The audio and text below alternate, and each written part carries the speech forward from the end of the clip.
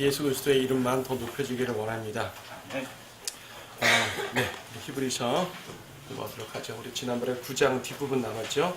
지난주 교재가 남아있죠. 네, 지난주 교재 보시고 또 그거 다 끝나고 10장 넘어가도록 하겠습니다. 히브리서 9장 우리 23절부터 보겠습니다. 그러므로 하늘들에 있는 것들의 모형들은 이런 것들로 깨끗게 할 필요가 있었으나 하늘에 있는 것들 그 자체는 이것들보다 더 좋은 희생제물들로 해야 하리라. 이는 그리스도께서 실물의 모형인 손으로 만든 성소에 들어가지 아니하시고 바로 그 하늘 자체에 들어가셔서 우리를 위하여 하나님의 면전에 지금 나타나 계시기 때문이라. 자, 예수 그리스도의 속죄와 구약에 있는 제사를 비교한 내용들은 우리가 앞에서 쭉 보았습니다.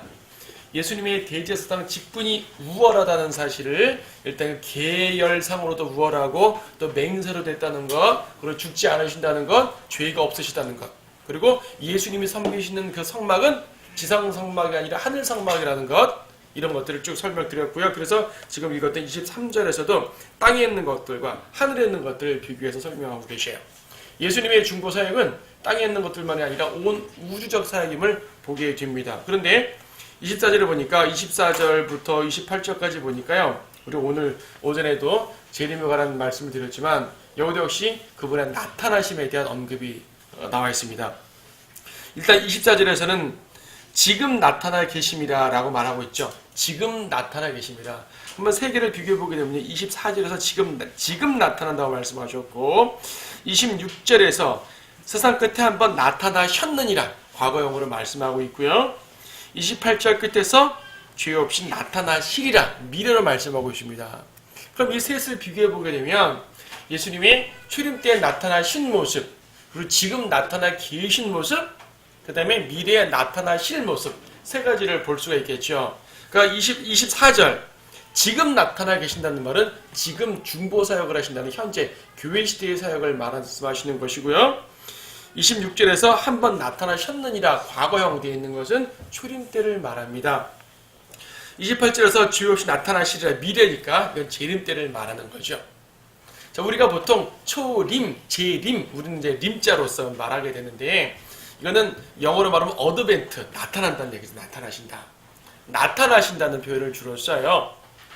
초림, 재림은 나타나신다는 말입니다. 그런데 초림과 재림할 때 그 나타나심은 우리의 눈에 보이도록 지상에 나타난다는 말이고 24절에 나타난다는 말은 그 누구에게 나타나냐는 말이 제한되어 있죠. 하나님의 면전에 나타나 계신다. 그래서 24절에 있는 지금 나타나 계시는 모습은 교회 이 땅에 나타나는 것이 아니라 하늘에 계신 모습이고요. 나머지 두 나타나심은 지상에 나타나심입니다. 우리 눈앞에 육신을 입고 나타나시는 것이죠. 물론 하늘에 지금 나타나 계신 예수님께서도 당연히 육체의 부활 후에 승천하셨기 때문에 육체를 입으신 분이 맞아요. 그분은 육체 가운데 계십니다. 다만 그 육체가 이제 이 지상에 있던 그 육체가 아니라 변화된 육체. 뭐 우리한테는 변화된 육체지만 예수님께는 온전한 원래 육체시겠죠. 예. 온전한 육체 가운데 계시기 때문에 우리 육체와는 다르지만은 어쨌든 직접 눈으로 볼 수 있는 모습이에요. 지금 우리 눈으로 보지 못하죠. 일단 그분은 저 위에 계시니까 지금 그분은 우리에게는 마음에 영적으로 임해 계시는 것이죠. 근데 여기서 지금 24절, 26절, 28절 모두 현재 우리 마음에 임해 있는 우리 영 가운데 임해 있는 영적 임재를 말하는 구절은 아닙니다. 영적 임재를 말하는 건 아니에요. 영적 임재는 성령님을 통한 임재이기 때문에 별도입니다. 여기서는 예수 그리스도 즉 성령님이 아닌 성자 하나님 삼위일체의 제2위이신 예수 그리스도 자체에 집중하고 있습니다. 그래서 우리 마음속에 들어오 계신 것은 우리가 예수님을 영접했다고 하지만 사실은 영으로 들어오신 것이니까 사실은 성령님이 들어오신 것이거든요. 우리는 예수님을 영접했어요. 그렇죠? 예수님을 영접했지만 실제로 오신 분은 성령님이에요. 뭐 이래요? 예수님 영접했더니 딴 분이 와요? 같은 분이란 얘기예요. 같은 분. 예수님께서 하나님이신 예수님께서 영으로 들어오셨기 때문에 이제 실질적으로 성령님이라는 얘기죠. 근데 눈으로 보이는 육체를 가지신 예수님은 지금 하늘에 계시단 말입니다. 우리 육체 변화된 육체죠. 그렇죠? 하늘에 계십니다. 그런데 26절, 28절은 직접 재림하시고 출림하셨을 때 모습을 보이는 거죠. 자, 차분하게 다시 보죠. 그래서 24절에 있는 것처럼 지금 나타나 계신다는 말은 계속 앞에서도 말씀드린 것처럼 하늘 자체에 계시기 때문에 하늘의 지성소예요. 계시는 목적이 뭐죠? 우리를 위해 중보하시는 것이죠. 중보. 예수님께서 아버지의 면전에 계속 계시기 때문에 우리가 어떤 죄들을 짓거나 우리가 부족한 것들을 주님께 아뢰을 때 혹은 우리가 기도를 아뢰을 때 그것은 예수님께 그대로 상달되어가지고 중간에 다른 중보자 없이 예수님께 직통으로 상달되어가지고 예수님 면전에 계신 아버지께 들어간다는 것이죠. 그래서 응답이 되는 것입니다. 용서가 되고 응답이 되는 것입니다. 25절 뿐만 아니라 대제사장이 해마다 다른 것들의 피를 가지고 성소에 들어가는 것처럼 여러 번 자신을 들으실 필요가 없다고 말씀하십니다. 이것도 앞에서 계속 언급하신 부분이에요. 완전한 속죄죠. 지상에 있는 성막은 그야말로 1년에 한 번씩 왔다 갔다 하고요. 또 매일 드리는 제사로서 계속 성막이 왔다 갔다 하는데 하늘에 계신 성막이 어떻게 계속 왔다 갔다 하시겠습니까? 못하실 건 없죠. 하늘에 계시니까 못하실 건 없지만은 주님은 그렇게 안 하신다는 얘기야. 완전하게 들어가셨어요. 완전 속죄. 26절에서 그리하면 세상의 기초가 놓인 이래로 그가 여러 번 고난을 당하셨어야 될 것이지만 그러니까 주님께서는요. 그냥 영의 상태로 영적인 모습으로 왔다 갔다는 얼마든지 할 수가 있죠. 그런데 우리가 보통 승천하신다, 아버지께 올라가신다 하는 것은요. 죽음과 부활을 통해 올라가는 것이거든요. 그리고 여기서 올라간다는 말은 성소에 들어간다는 말은요. 피를 갖고 들어가는 모습이죠.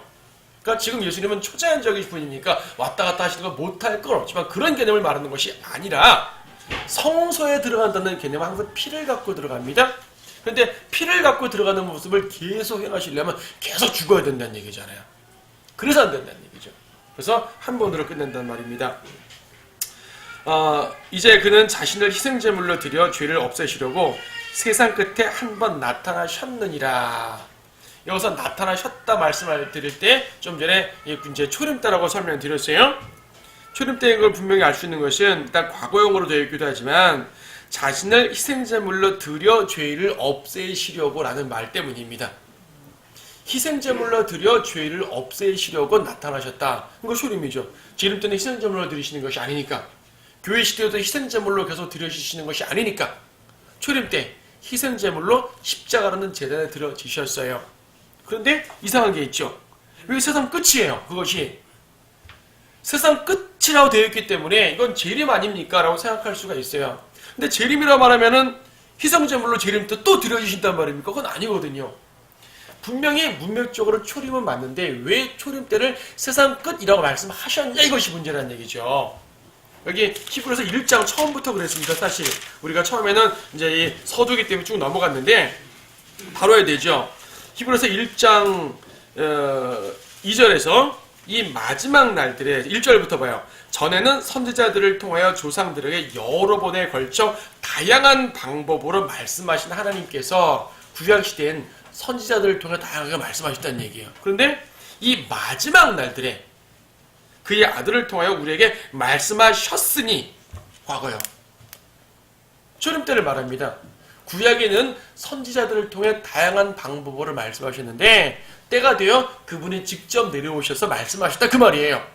근데 그거를 마지막 날이라는 표현을 쓰고 있고 또 히브리서 9장에서도 세상 끝이라는 표현을 쓰고 있단 말입니다. 여기에서 사람들이 혼동을 하는 것이죠. 무천년주의자들은 이걸 볼 때 오케이. 초림 때를 성경은 끝, 마지막이라고 표현하였다. 초림 때가 마지막이에요. 분명 그렇게 하셨잖아요.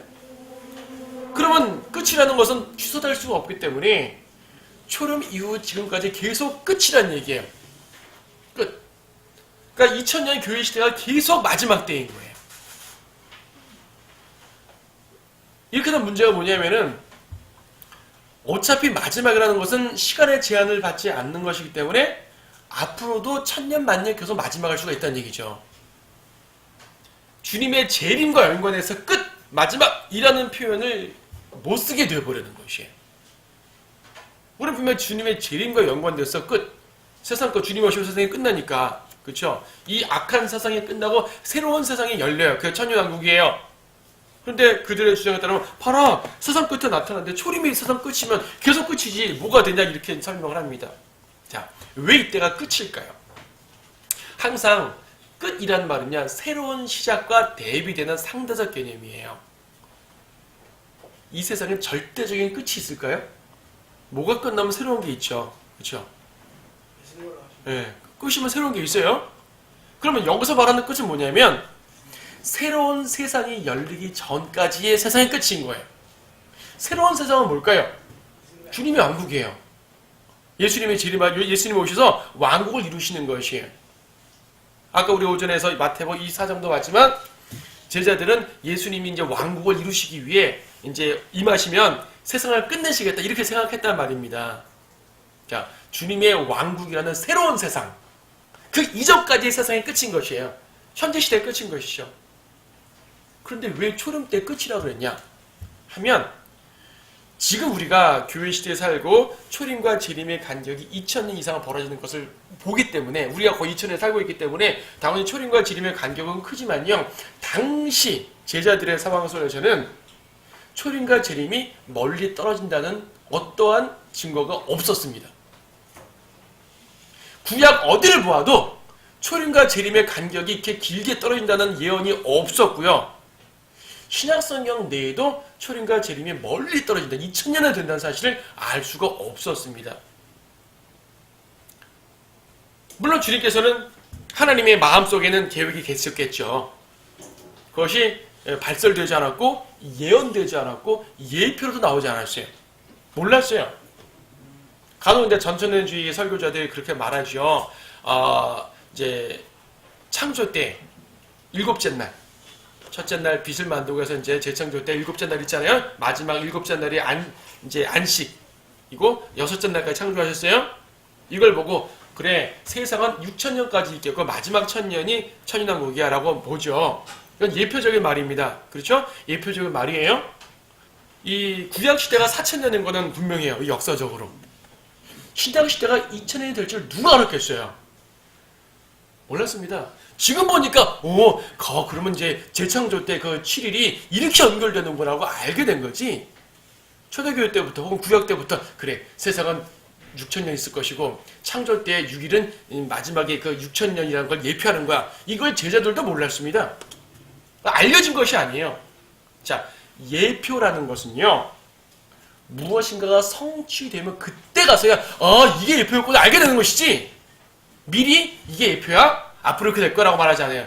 미리 말해버리면 그건 예표가 아니에요. 예언이죠.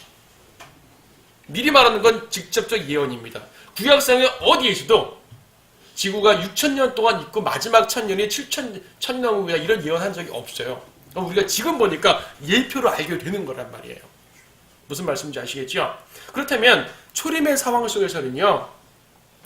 교회 시대가 길다는 사실을 인식하지 못한 상황이기 때문에 당시의 유대인 크리스찬들은 예수님이 올라가시다가 곧바로 내려올 줄 아셨던 것이에요.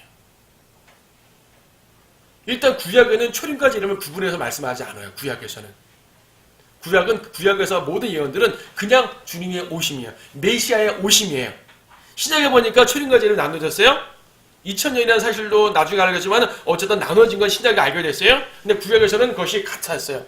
여러분 이 라킨 목사님이 쓴 세대적 진리라는 책에 보게 되면 예언의 산봉우리들이라는 그 장이 있죠. 그런 거죠. 이렇게 산이 이런 산 사이가 떨어졌죠. 근데 제가 볼 때는 산이 붙은 것 같아요. 그렇죠? 같은 산에 봉우리가 좀 이제 다른 것 같아요. 근데 가보니까 떨어져 있는 거예요. 구약에서 주님의 오심을 볼 때는 바로 그런 것이에요.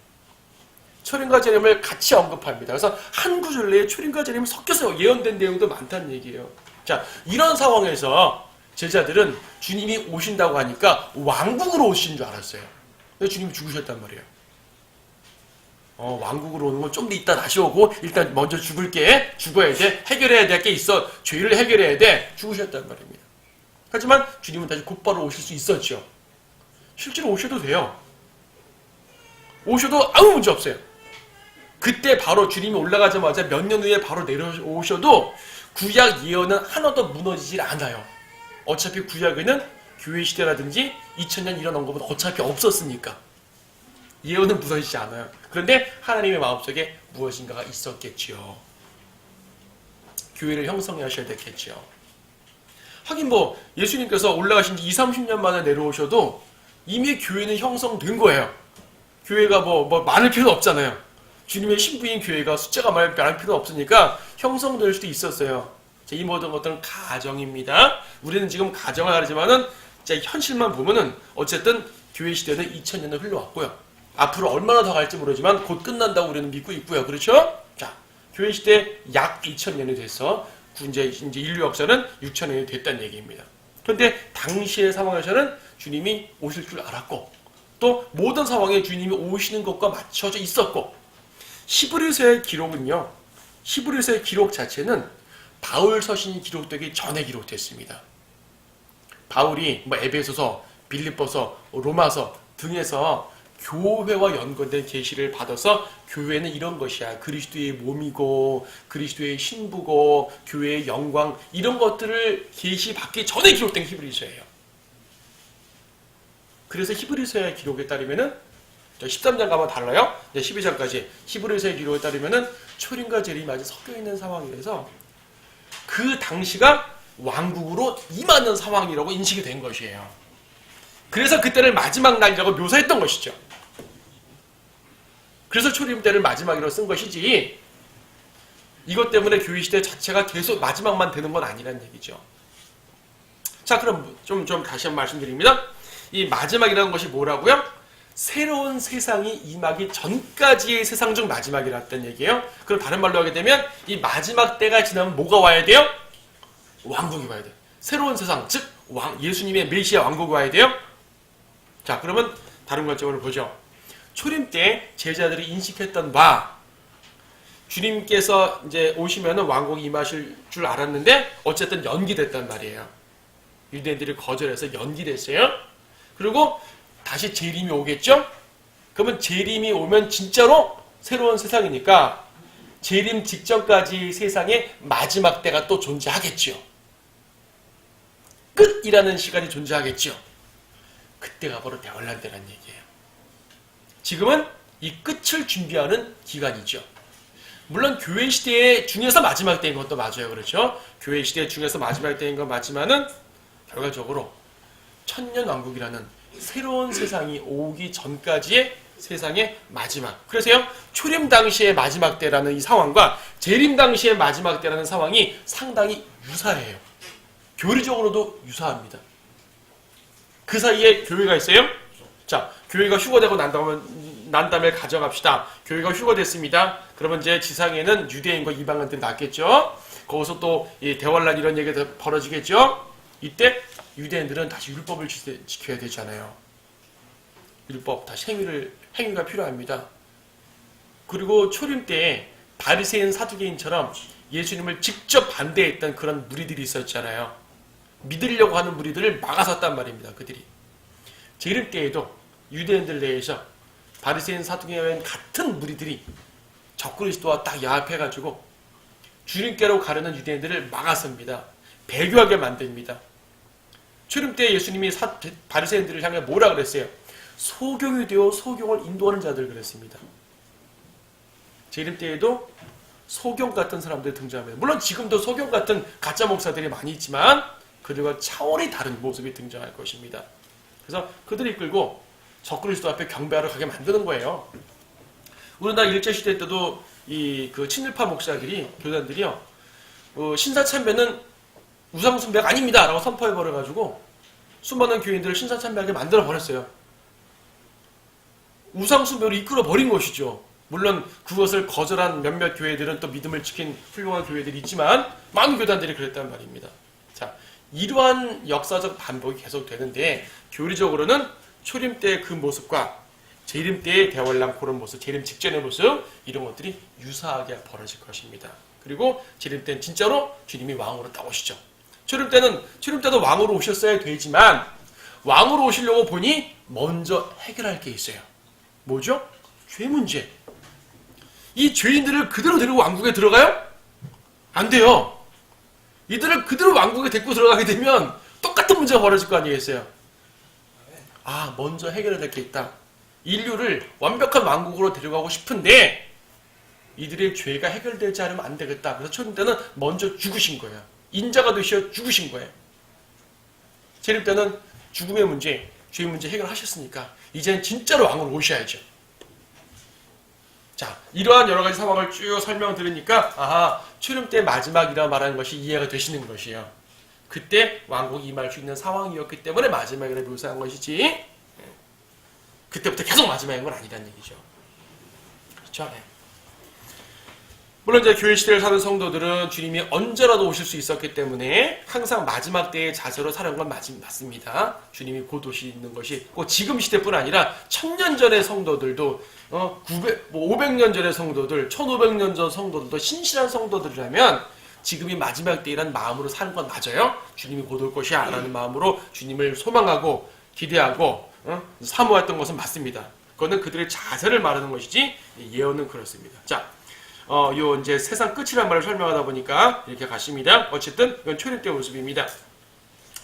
27절 한 번 죽는 것은 사람들에게 정해진 것이고 그 뒤에 심판이 정해진 것 같이. 자, 27절 말씀은 22절 말씀과 짝이 되겠죠? 여러분 복음 전파할 때 딱 맞는 구절입니다. 한 번 죽는 것은 사람들에게 정해졌어요.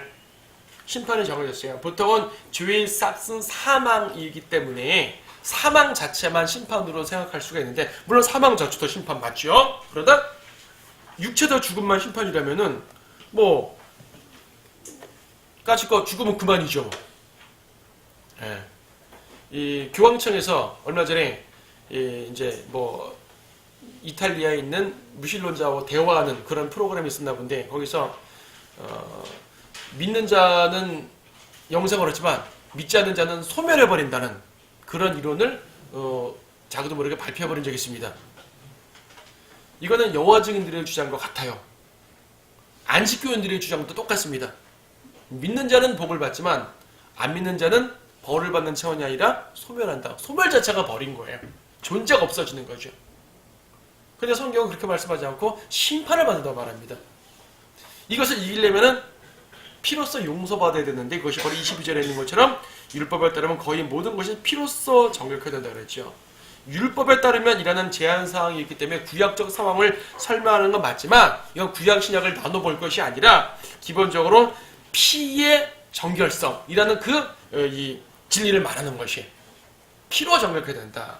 구약도 피로 정결해야 되고 신약도 피로 정결해야 된다. 다만 구약의 피와 신약의 피는 그 차원이 다르고 제한사항이 다르고 이제 효력이 다르지만은 피로 정결해야 된다는 그 기본 원리를 말씀하는 것이죠.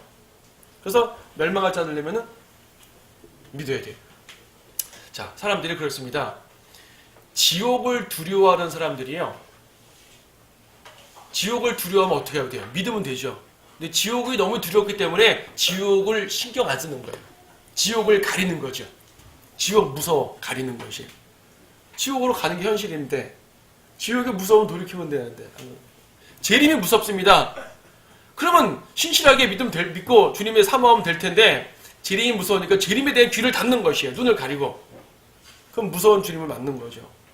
100보다 10판이 두렵습니다. 믿으면 되잖아요. 그런데 100보다 10판이 두려우니까 그런 심판 얘기 하지 말라는 것이죠. 복음 전파하면 하다 보면은 그런 무서운 얘기 좀 하지 말고 제발 좋은 얘기만 해주십시오. 구원 받고 나면 그때부터 좋은 얘기 할 거예요. 그렇죠? 구원 받은 사람한테는 이제 소망에 대한 말을 해야죠. 구원 받지 않았으면 어쩔 수 없이 지옥 얘기를 할 수밖에 없어요. 지옥 가기 싫으면 믿으면 되는데 그냥 듣기 싫다고 가리는 것이죠. 멸망하는 것입니다.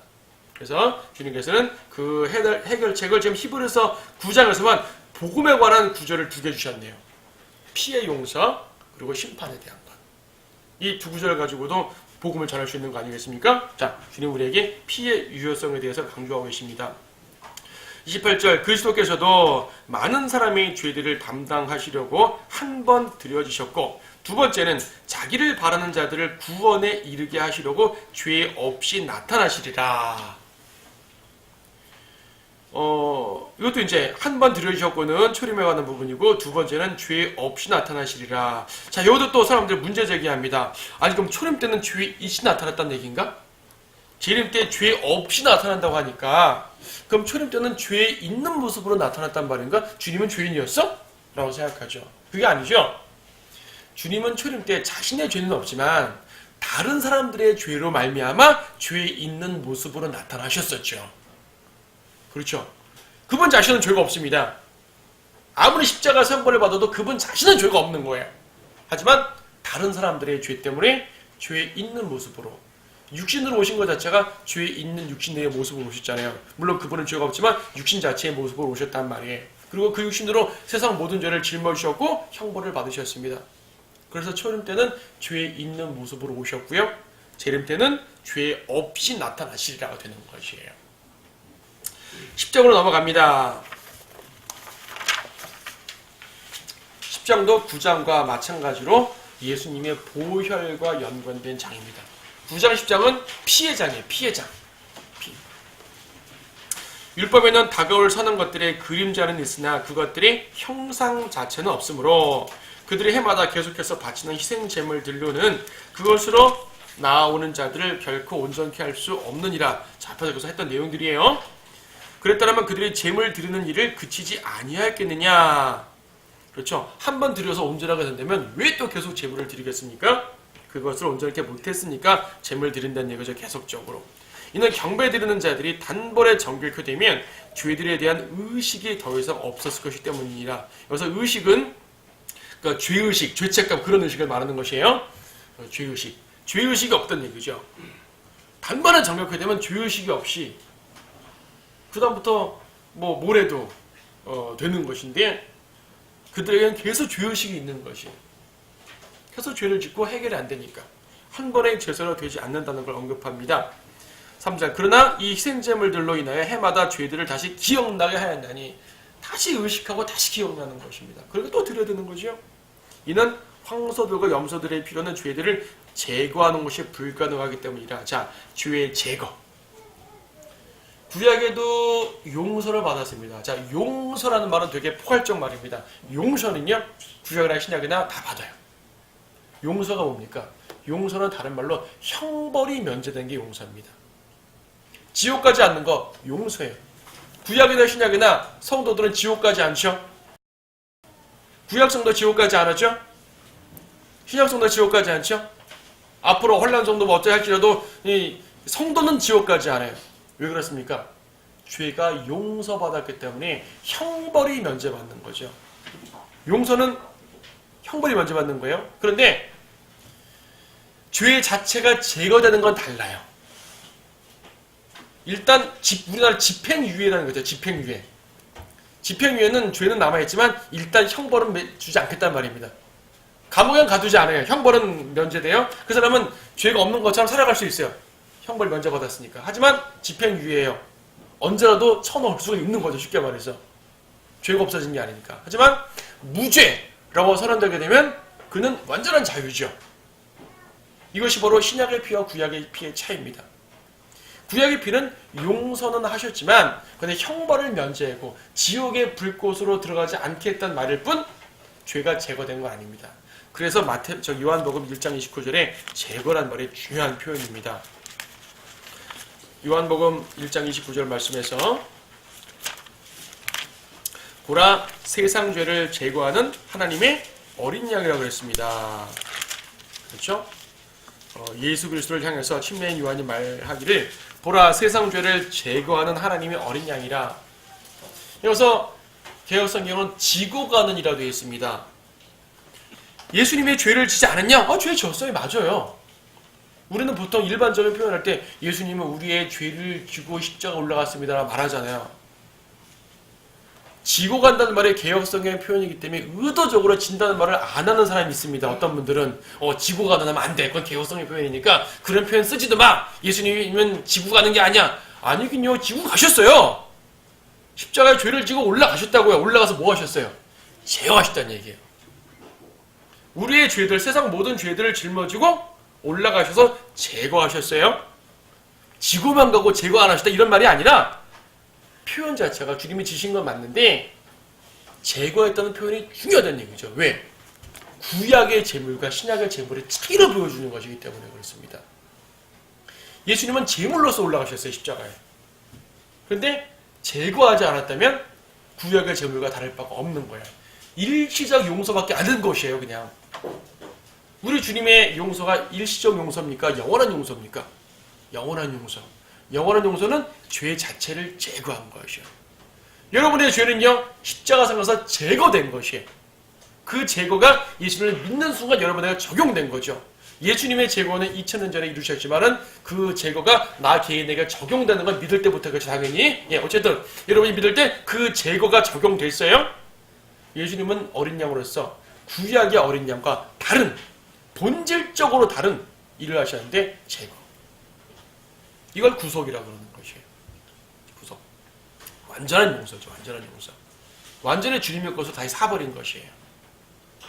구속이라는 말 자체가 샀다는 얘기입니다. 내 것으로 왔다는 얘기예요. 무엇인가를 지불하고 내 것으로 샀단 말인데 이제 내 거니까 더 이상 남의 걸 빌려 쓰는 게 아니죠.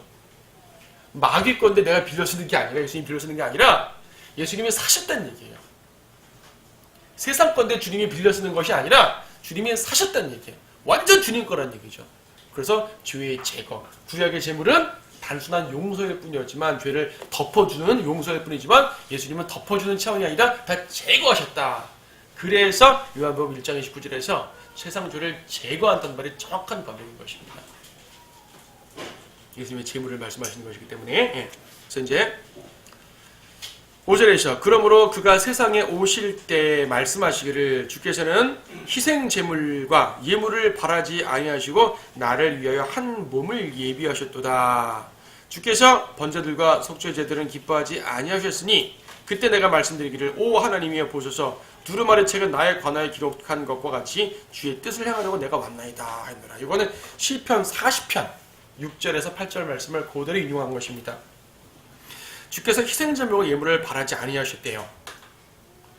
주님이 희생제물과 예물을 바라지 아니하셨다는 것이 또 이상할 수 있죠. 아니, 바라지 아니하셨으면 왜 레위기에서 그렇게 희생제물 예물을 강조하셨습니까? 바라신 거 아닙니까? 여기서 바라지 아니하셨다는 것은 구약의 희생제가 다 잘못됐다는 말이 아니라 여기서 말하는 언급의 주제가 중요하지요. 희생제물로는 완벽히 주님을 충족시킬 수 없다는 말입니다. 충족시킬 수 없어요. 율법에 따른 제물은 주님을 흡족시키게 할 수 없습니다. 율법은 율법대로 당시의 필요에 따라서 예물을 드리도록 허용하였으나 하나님의 기준에 따른 완벽한 죄의 제거는 그런 것들로 안 된다는 말이죠. 그런데 우리는 하나 볼 수 있어요. 여러분 여기다 손가락 껴놓으시고 시편 40편 이 9절의 인용 원래 문장을 보게 되면 다른 건 다 똑같은데 하나 다른 표현이 하나 있습니다. 시편 40편 6절 손가락을 껴놓으시고 시편 40편 6절 말씀 보면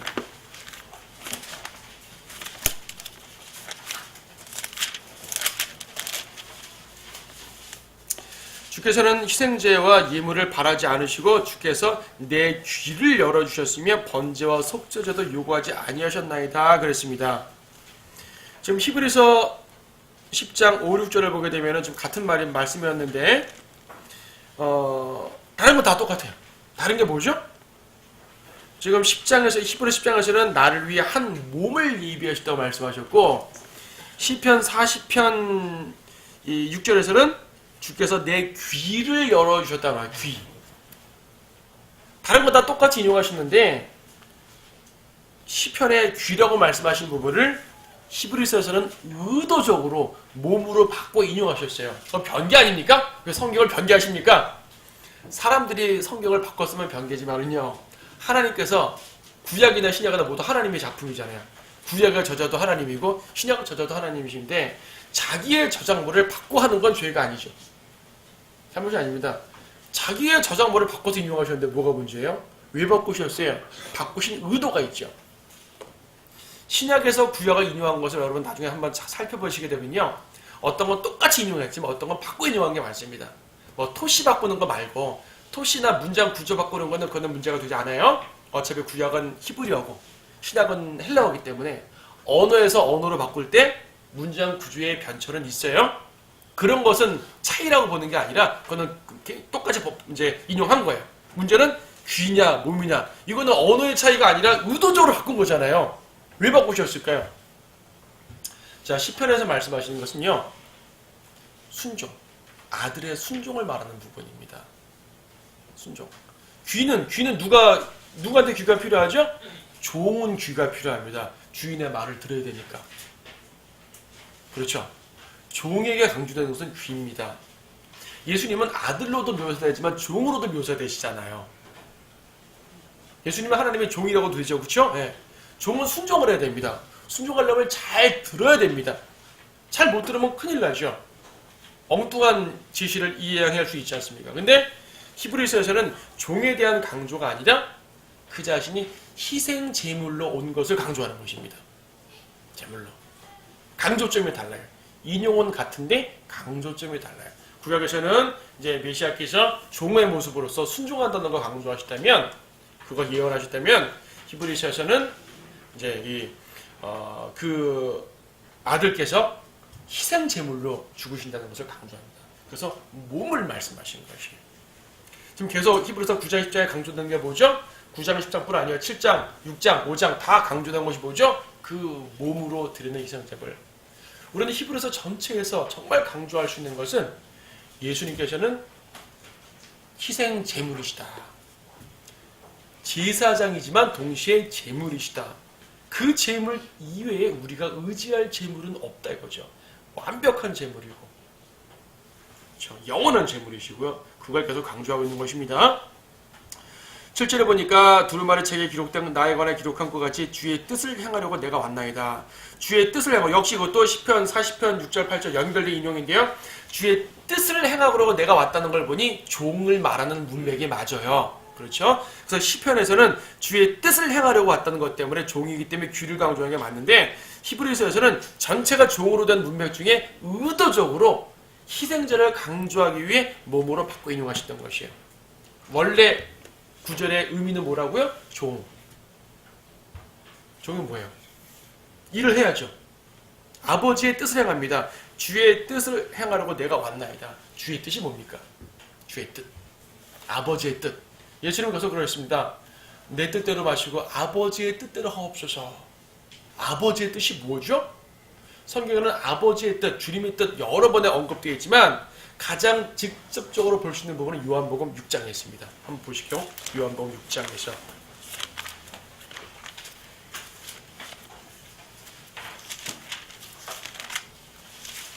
요한복음 6장 39, 40절 말씀 보면 그런 말씀이 있죠. 요한복음 6장 39절. 이것이 나를 보내신 아버지의 뜻이니, 즉 그분께서 내게 주신 모든 사람을 하나도 잃지 않고 마지막 날에 다시 살리는 것이라. 이게 아버지의 뜻입니다. 예수님은 이 뜻을 수행하기 위해 오셨어요. 내게 오는 자는 하나도 잃지 않고 마지막 날에 살리는 것. 구원시킨다는 말이죠. 뭐 살린다니까 부활을 의미하기도 하지만 어쨌든 구원과 연관된 말입니다. 주님께 오는 모든 죄인들은 구원하시는 것이에요. 40절도 같은 말씀이죠. 좀 더 구체화시킨 것은, 또 이것이 나를 보내신 분의 뜻이니 아들을 보고 그를 믿는 사람 누구나 영생을 얻게 하는 것이라. 그리고 내가 그를 마지막 날에 살리리라. 자, 어떻게 살립니까? 분명히 예수님께 오는 사람을 잃어버리지 않고 살리는 것이 아버지의 뜻이라 그러셨는데, 이 뜻을 수행하기 위한 방법이 뭐예요? 자신을 드리는 것. 자신을 희생제물로 드리는 것. 그들의 죄를 제거하는 것. 그래서 몸이 강조되는 것이고요. 그분의 제물이 강조되는 것이고요. 그분의 제사장 사역이 강조되는 것입니다. 그래서 결과적으로 주의 뜻. 그래서 예수님은 겟세마네에서는 아버지의 뜻대로 하옵소서. 그 아버지의 뜻이 뭐였어요? 죽으시는 거잖아요. 저주를 받으시는 거잖아요. 세상을 향한 저주를 받으시는 거. 요한복음 6장에서는 죄인들을 살리는 것이 아버지의 뜻이라 그랬는데, 겟세마네에서는 예수님이 저주 가운데 죽는 게 아버지의 뜻이에요. 이 둘을 합쳐보게 되면은 자신의 죽음을 통해 죄인을 살리는 것이 아버지의 뜻이지요. 그래서 히브리서 10장에서는 그 몸, 제물을 언급하시고 주의 뜻을 행한다고 말씀하시면서 그 제물로 인한, 그 피로 인한 속죄를 받아야지만이, 구속을 받아야지만이 구원을 받는다라는 것을 강조하고 있습니다. 그래서 히브리서 9장 10장은요, 구원론이에요. 구원론인데, 로마서는 죄, 용서, 있던 교리적인 구원론을 말한다면, 히브리서 9장 10장은 그 교리적인 것 중에 피를 강조하는, 피가 핵심이에요. 여기서죠. 피, 제물이 핵심입니다. 이걸 강조하는 구원론입니다. 위에 말씀하시기를 8절에 희생제물과 예물과 번제들과 속죄제는 바라지도 아니하시고 기뻐하지도 아니하신다고 하셨으니 이것들은 율법에 따라 드려진 것이라. 그렇죠? 구약 율법에서는 그랬단 말입니다. 그때 말씀하시기를 오 하나님이여 보소서 주의 뜻을 행하려고 내가 왔나이다 하셨으니 첫 번째 것을 피하시면 두 번째 것을 세우려 하심이라. 앞에 걸 반복하면서 다시 말씀하시네요. 첫 번째 것을 피하시고 두 번째 것, 즉 첫 번째 동물 희생제사를 피하시고 주님이 희생제사를 세우신다는 것을 강조합니다. 새로운 피해 사역을 말씀하십니다. 이 뜻에 따라 모든 사람을 위하여 한 번 예수 그리스도의 몸을 들이심으로 우리가 거룩하게 된 것이라. 이미 거룩하게 되었습니다. 거거저 성화를 말하는 구절이죠. 제사장마다 매일 서서 섬기며 똑같은 제사를 자주 드리지만 이것으로서는 결코 죄들을 제거할 수 없으나 이분은 한 번의 속죄제를 영원히 드린 후 하나님의 오른편에 앉으셔서 그 후로는 그의 원수들을 자기 발판으로 삼으실 때까지 기다리시느니라. 자, 원수들을 발판으로 삼는다는 말씀도 계속 말씀하셨습니다. 원수들을 발판으로 삼을 때까지 아버지 오른편에 앉아 계신다. 뭐 현재도 사역입니다. 근데 아버지 오른편에 앉았다는 말을 할 때마다 원수들을 발판 삼는다는 말을 계속 하셔요. 왜 그렇죠? 주님의 속죄는 그분의 희생으로 이루어지는 것이지만은 그 모든 구속의 승리는요, 마귀에 대한 승리를 전제로 하고 말씀하시는 것이에요. 우리는 구원받기 전에 마귀의 종이었잖아요. 마귀로부터 뺏어왔다는 얘기입니다. 승리죠. 근데 십자가의 승리뿐 아니라 재림 때 완전한 승리도 하셔야 될 거 아니겠어요? 그렇죠? 그래서 재림 때까지 하늘 보좌에 앉아 중보하신다고 하셨는데 십자가의 구속은 마귀에 대한 승리가 전제가 되어 있습니다. 마귀에 대한 승리이기 때문에 이 구속사역 전체는 원수에 대한 완전한 멸망, 이걸 전제로 해서 구속사역을 말하는 것이에요. 그래서 이제 우리가 주님께 구원받았던 사실은 매우 감사한데 항상 잊지 말아야 될 것은 우리가 구원받았기 때문에 마귀에서 벗어났다. 이것을 같이 인식하셔야 됩니다. 자, 마치 뭐가 같냐면요. 여러분, 전쟁하는 군인이 전쟁에서 승리했습니다. 승리하면 뭘 취합니까? 전리품을 취하죠. 옛날 로마에서는 그랬습니다. 이제 그 개선 장군이 들어오게 되면요. 일단 빵빠리 양쪽에서 빵빠리를 쫙 울리고요. 장군이 앞서서 들어옵니다. 그리고 적장을 딱 무장을 제시켜가지고 적장을 죽였으면 모를까 살아 포박했으면 무장을 제시켜서 꽁꽁 묶어가지고 오죠. 그 다음에 뒤에 이제 그 누구야 병사들 쭉 따라오죠. 이런 행렬이 있습니다. 장군들이 쫙 앞에 서고 이 포박한 적장들이 있고 그 다음에 병사들이 쫙 따라옵니다. 이것을 예수님의 승리에 비교해 봅시다. 십자가의 승리. 십자가로 승리하셨는데 십자가의 승리의 의미는 뭐냐면 승리했으면 전리품이 있어야 될 거 아니에요. 그 전리품이 뭡니까? 1차적으로 우리 성도들 자체가 주님의 전리품인 거예요. 또한 뭐냐면 적장을 무장해제시켜서 끌고 옵니다. 사탄을 무장해제시켰다는 얘기예요. 사탄에 대한 승리죠. 물론 사탄이 죽었단 말은 아닙니다. 사탄이 멸망했다는 말은 아니에요. 멸망은 재림 때 가서야 하죠. 하지만 적어도 사탄이 성도들에게 어떻게 하지 못하도록 무장을 해제시켰어요. 성도들에게는. 대신 성도들에게는 갑옷을 입혔죠. 어떤 갑옷? 뭐 에베소에서 뭐 투구 나오지만 그거를 다른 말로 표현하게 되면 피의 갑옷입니다. 피. 예수님의 피의 갑옷을 다 입혀가지고 사탄이 절대 뚫지 못하는 피예요. 여러분이 예수님의 피로 무장만 되어 있으면 사탄이 절대로 뚫지 못합니다. 우리가 자꾸 피를 잊어먹고 간과하고 하다 보니까 사탄한테 지는 거예요. 피에 대해서 인식을 하고 있으면 그분의 보혈에 대해 인식하고 있으면 사탄은 십자가에서 보혈에 한번 패했던 존재이기 때문에 보혈을 제일 무서워합니다. 물론 말씀도 무기고 기도도 무기지만 보혈이 완전한 갑옷이 되어야 돼요. 보혈 앞에서 사탄은 무장해제가 됩니다. 이것이 주님의 전리품이에요. 십자가의 전리품이에요. 그래서 여러분들이 보혈에 대해서 강조하면서 그 보혈을 굳게 잡고 이 한 주간도 승리하시기 바랍니다. 기도하시겠습니다.